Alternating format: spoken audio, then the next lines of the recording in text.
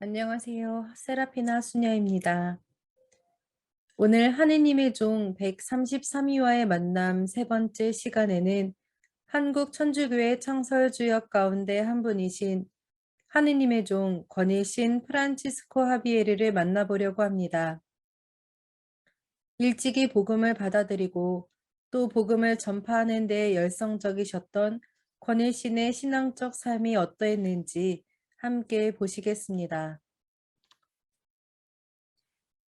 권일 씨는 경기도 양근 한감계에서 1742년 태어나 줄곧 양근에서 살았습니다. 이러한 배경은 양근 지역이 경기도 신앙 공동체의 중심이자 요람이라고 불릴 수 있던 이유가 됩니다. 그의 가족 관계를 살펴보면 같은 하느님의 종인 권철신 암브로시오가 그의 형이고 그의 아들과 딸은 현재 복자품에 계시는 권상문 세바스티아노와 권철레 데레사입니다. 모두 순교로서 신앙을 증거하셨습니다.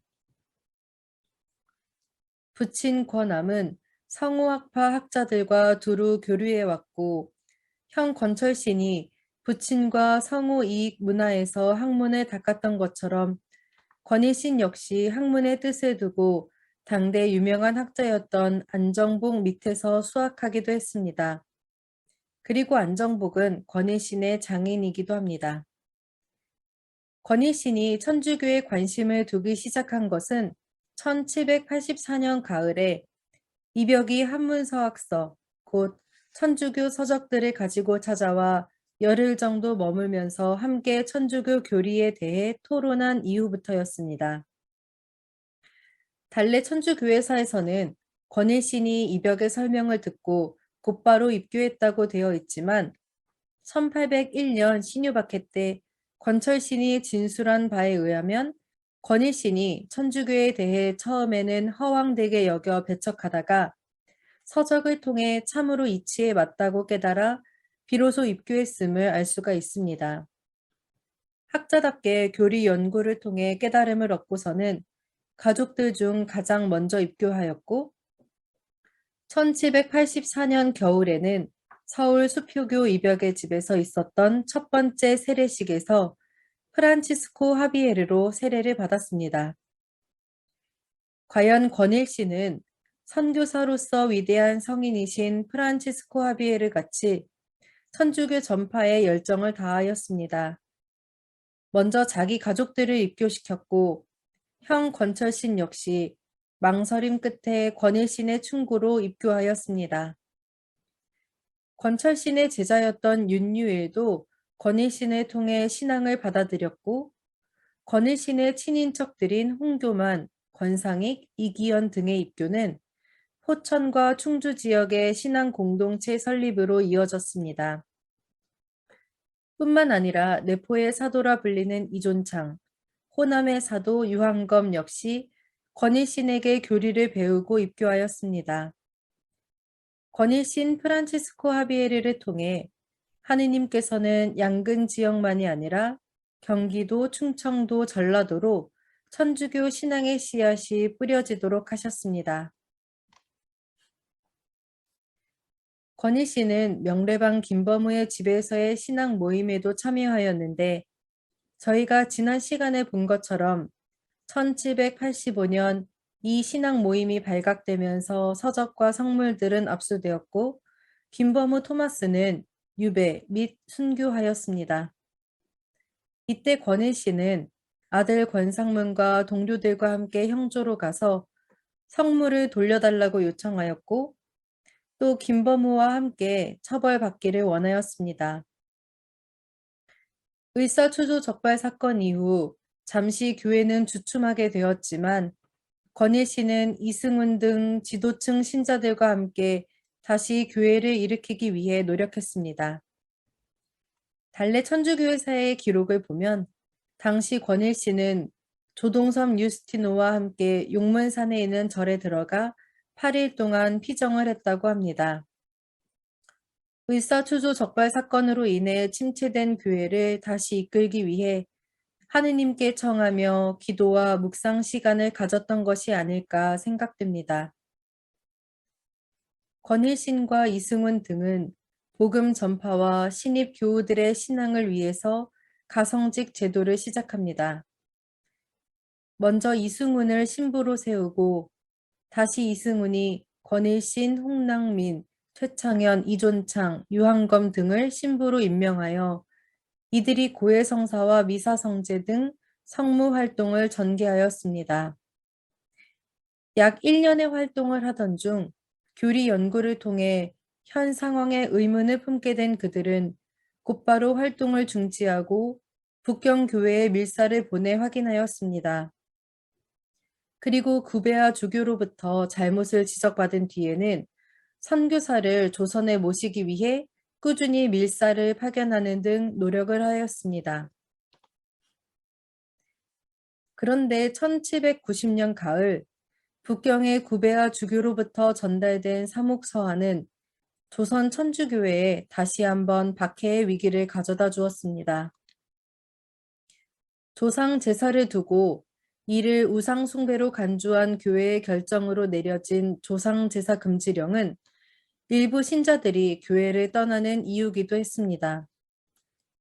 반면 교회의 결정에 순명하였던 전라도 진산의 윤지충 바오로와 권상은 야고보의 폐제 분주, 곧 제사를 폐지하고 위패를 불태운 1791년의 진산 사건은 신의 박해로 이어졌습니다.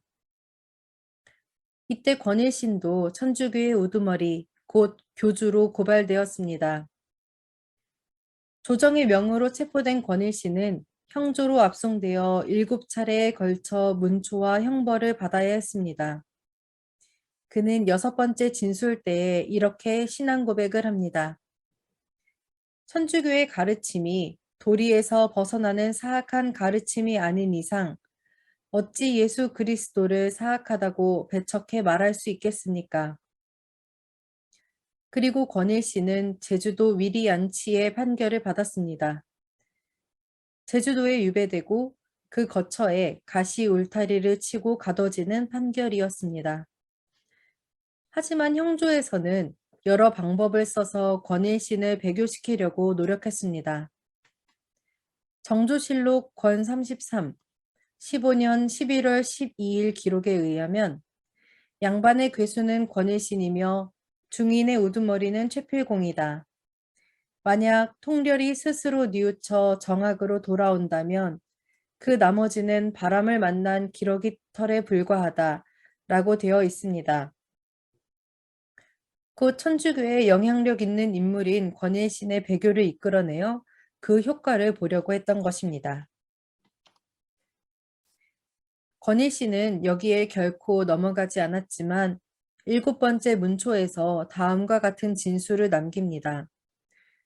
공맹 유교의 입장에서 본다면 천주교리는 인간의 오륜을 어그러지게 하고 제사를 폐지하기까지 하며 사람의 마음을 빠뜨리는 사악한 학문이다. 그리고 잘못을 뉘우치고 깨달은 글, 곧 천주교 신앙을 수용한 것에 대한 잘못을 뉘우치고 이제 바른 길을 깨달았다는 내용의 회오문을 바친 것으로 나타나고 있습니다. 하지만 위의 진술이나 회오문의 경우 현재로서는 유도신문에 따른 진술이거나 꾸며낸 기록, 직접 작성한 것이 아니거나 형조 관리들에 의해 윤색되었을 가능성이 있고 진정한 배교의 여부를 확인하기에는 충분치 못하다고 보고 있습니다.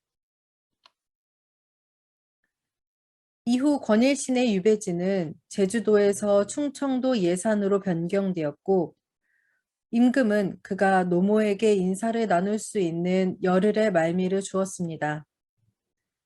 하지만 권일신 프란치스코 하비에르는 노모를 만날 수가 없었습니다. 그가 형벌 중에 얻은 장독으로 인해 길을 떠나자마자 순교했기 때문입니다. 이후 그의 시신은 고향인 양근 한감계의 뒷산에 안장되었다가 1981년에 발굴되어 현재는 천지남에 모셔져 있습니다. 사실 이전까지는 그의 순교에 관하여 그리고 배교의 뜻을 내비친 진술이나 회오문으로 인해 그를 순교자로 보아야 하는지 신중했습니다만 현재는 교회에서 권일신 프란치스코 하비에르를 순교자로서 하느님의 종으로 올리고 시복 시성을 추진하고 있습니다.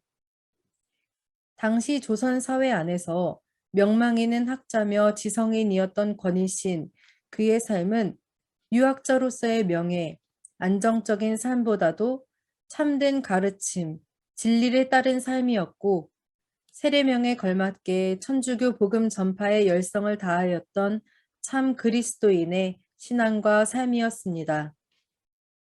또한 을사추조 적발 사건 이후 교회의 재건을 위해 그가 가졌던 8일간의 피정은 권일신 프란치스코 하비에르가 기도와 묵상이 기반이 되어 잘 다져졌던 실천적 신앙인이었음을 생각해 볼 수 있는 부분이기도 합니다. 이 땅에 천주교가 시작되었던 그 초기 단계에 권일신 프란치스코 하비에르의 신앙과 선교, 증거가 있었음을 기억하면서 한 주간 우리 역시 복음 전파에 힘써볼 것을 다짐해 봅시다. 하느님의 종 권일신 프란치스코 하비에르, 저희를 위하여 빌어주소서. 아멘.